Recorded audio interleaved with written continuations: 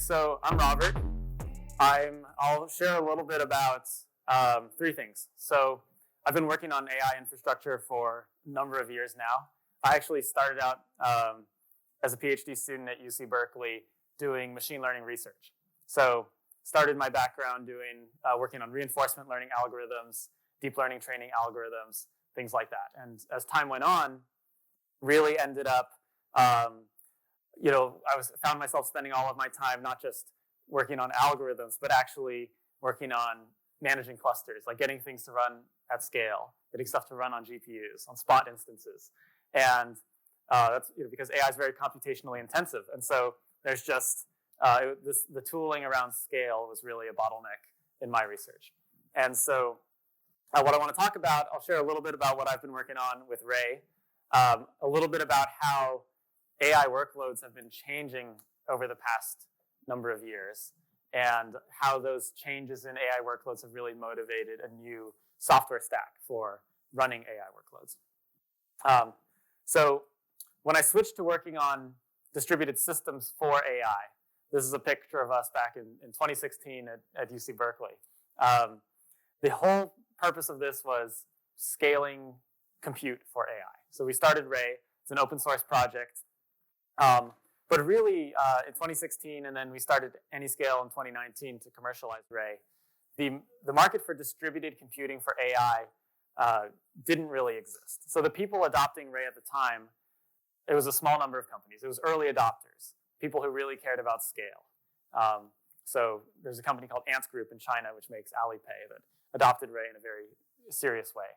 Uber was one of the first Ray users. Pinterest was one of the first Ray users. So tech companies. But really the inflection points for Ray and the point at which Ray started being widely adopted across a number of companies was generative AI. So when ChatGPT happened, generative AI, the need for scale just became a lot more obvious. And today you have companies like DeepSeek using Ray, the company Minimax, which just released some really state-of-the-art models, is using Ray heavily. Companies like Canva, Runway, Pinterest, Spotify, and so forth. So since generative AI, the need for scale has just continued to grow and grow and grow. So that's what I've been working on. Ray is an open source project for scaling these kinds of workloads like training, inference, data processing. And that's what we've been doing for a little while. So what I want to talk about now is just how these AI workloads, people have been using Ray for training for a long time or serving, but these AI workloads are all really changing quite a bit. And they're leading to new requirements for the underlying systems.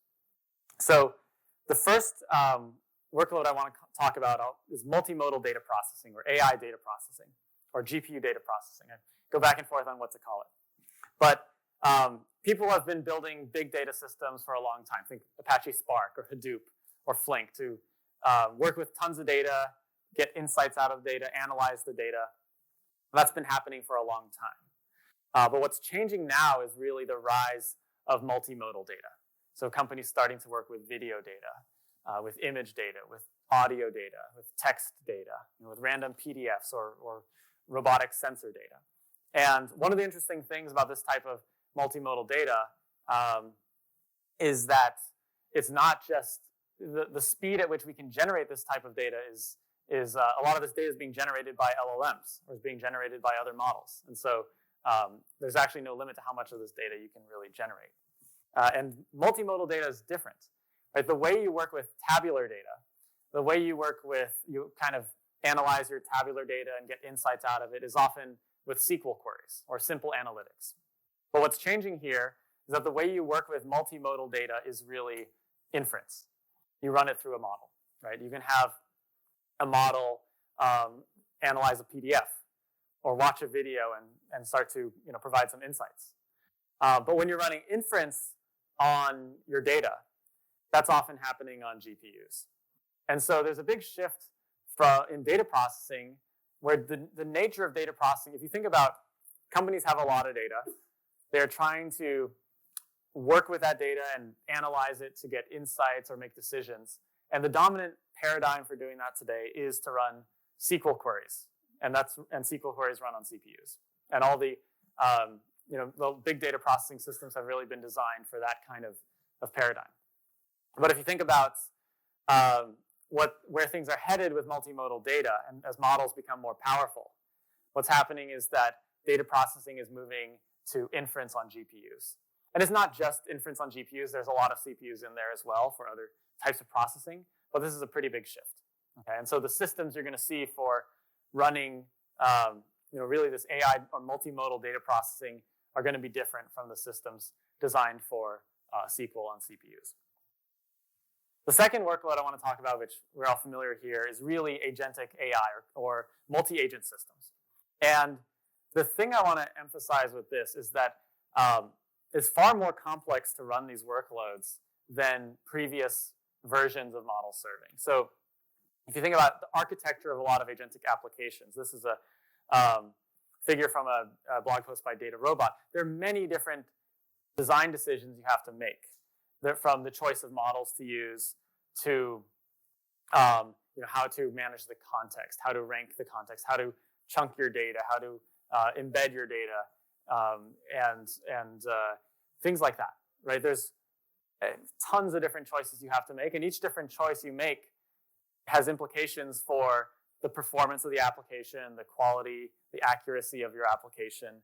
And so as you're making all of these different decisions, there's a huge design space to search over. And it's very important to, and not only do you have to make these decisions once, but as new models get released, as you continue to do development, you're going to continually be making these decisions. And on the deployment side, not only do you have to make these decisions to design the architecture, but then to actually run these things, you're running a combination of calling APIs, a combination of custom models, a combination of open source models, wiring these things all up, running this on various types of hardware accelerators. And actually running these applications requires a ton of heterogeneity of models, of hardware accelerators, and a lot of dynamism in terms of the actual control flow of the application. And so if you think about the previous version of this is just taking a single model and sticking it behind an endpoint, that is growing far more complex. And the third thing I want to talk about is an evolution of model training. People have been training models for a long time. The frontier labs have been pre-training large models on tons of data out on the internet. And what we're seeing now is the rise of post-training. And a big part of post-training is reinforcement learning. And so if pre-training is about learning to predict the next token on learning general knowledge about the world, post-training is about specializing these models to perform really well on certain tasks or to learn new skills and new capabilities. And post-training is far more complex than pre-training. And as a consequence, it has a very different tech stack. So this is an architecture diagram from a number of students at UC Berkeley describing a system they built for post-training. And when I say post-training, I'm also talking about reinforcement learning. So if you look at the pink box that says the learning algorithm, this is the part that is the same as pre-training. That's where you have your data and your model, and you are doing gradient descent and basically fitting the model adapting the model to better fit the data. Okay, so that part is a standard piece. Everything else is specific to reinforcement learning. And so one big thing about reinforcement learning is that you're not just, and reinforcement learning is more complex than here's X, predict Y. It's more about here's a task, take a bunch of actions to try to complete the task. Like here's a GitHub, a code base on GitHub, here's a GitHub issue, take a bunch of actions to actually try to solve that issue. For example, you may want to clone the repository and then CD into some directory and then apply some patch and then compile it and then run some test suite. Right? There's many steps where you are taking actions and ultimately, and then you need a way to evaluate if you succeeded or failed at the task. Right? So, and that's different from pre-training where you have XY pairs essentially. Now, so what is this? What does it take to actually implement that algorithm? You have the training part, but in this reinforcement learning post-training setup, you're not only doing training, you're actually also doing a lot of inference, right? So you're not just training the model, you're using the model to take actions in this environment to generate more data, okay? And that, and then as you generate more data, you're taking that data and shipping it back to the training part to continue to train the model. And then as you train the model, you're taking a snapshot of the model weights and shipping it back to the data generation part. And the whole data generation part is an interaction between the model, which is doing inference to take actions, and then an actual environment where you're executing those actions. So it might be some Docker container running the code base that you can, and the model is saying, run this test suite or apply this patch. And so those are going back and forth with each other. And so you've got the training, the inference, and the environment. Any of these things can be a bottleneck. They may have to be scaled independently. They all have different systems properties. There's tons of subtleties here. For example, you may have a pool of GPUs that you're using for training. You may have another pool of GPUs that you're using for inference. And as the model gets better, as you go through the training process, maybe the model gets better at reasoning, and so it's actually taking more, doing more reasoning steps at inference time, and it becomes more of a bottleneck and more computationally intensive. And so you have to shift the balance of GPUs that you allocate to training more toward inference to reduce that bottleneck. There's a ton of different subtleties here that can emerge. And so as a systems problem, it's far more complex to implement and to build than just regular training. Okay, so we talked about multimodal data processing, agentic systems, and post-training as 3 new types of AI workloads that are growing far more complex than traditional AI workloads that companies have been running for a while. Now, to support these AI workloads, all of this, of course, is running on top of GPUs. So I have GPUs here at the bottom. And other hardware resources, other TPUs, CPUs, and things like that, but really GPUs are powering this. Now, as these AI workloads grow more complex with all these different moving parts, different groups of processes that need to be managed, data that needs to be shipped around, there's a growing need for a software stack that connects the applications and these workloads to the underlying hardware. Right? So at the top, you have a ton of complexity with like how to do post-training or how to build agents. And at the bottom, you have a ton of complexity with many different types of hardware accelerators. Maybe it's auto-scaling. Maybe it's these hardware is unreliable or using spot instances, things like that. And so the need for this software stack in between has been growing quite a bit. And what I want to do, so I'll show you an example. This is no need to read the details. This is a figure from a blog post by Roblox where they talk about their software stack, how they run these AI workloads on their different hardware accelerators. And the point here is with this figure is just that there's a lot of complexity. It's not just like one framework or one tool. They're really combining many different tools together. There's Spark in there, there's Flink, there's Kubeflow, many different pieces of software. Okay, and so what I want to describe is, instead of a diagram with a bunch of boxes and arrows connecting things, to divide it into 3 different layers, the software stack into 3 different layers, where each layer has a set of responsibilities that it is handling. So the first layer I want to talk about is probably familiar to you guys, which is the training and inference framework.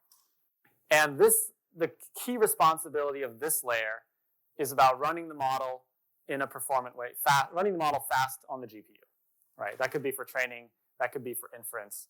Now, there have been tons of different frameworks for doing this over time.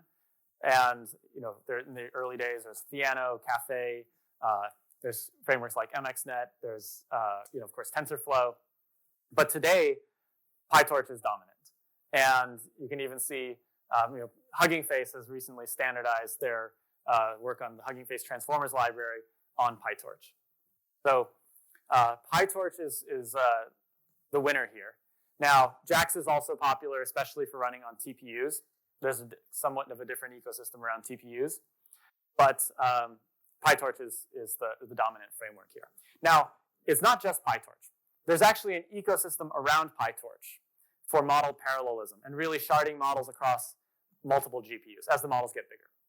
So there are some frameworks like FSDP and DeepSpeed, which are more training focused and work with any type of model. And this is for model, really running a model across many GPUs or multiple GPUs. And then what's interesting is that So these frameworks have been designed for any type of model. There's a new class of frameworks that are designed for transformers specifically. So transformers are the architecture behind large language models. And they're sufficiently important and unique that they deserve their own class of optimizations and frameworks. And so if you've heard of vLLM and SGLang are two really popular and relatively new, as of the last couple of years, frameworks for LLM inference. We're basically running LLMs in a fast way. And Megatron is for LLMs, but it's more training focused. So what's interesting here, there are tons of optimizations you do for LLMs that just don't apply to other types of models. And for example, you may have heard of techniques like continuous batching or speculative decoding or page detention, things like that. So for example, with one speculative decoding, actually, how many of you have heard of speculative decoding? Okay. So with LLMs, you're predicting a sequence of you're generating a sequence of tokens. And you might have a big model that's expensive and slow and generating this sequence. One thing you can do is you can have a smaller model that is running ahead and generating a sequence of predictions much faster than the slow model. And then the slow model is sort of, and that you want to ultimately get the output from the slow model, the really good model. But, and the smaller model is going to be faster, and it might generate some of the same predictions as the big slow model, but it'll also get some of them wrong. And there's a way to basically have the small model run ahead, and you can kind of have the big model just check the work of the small model.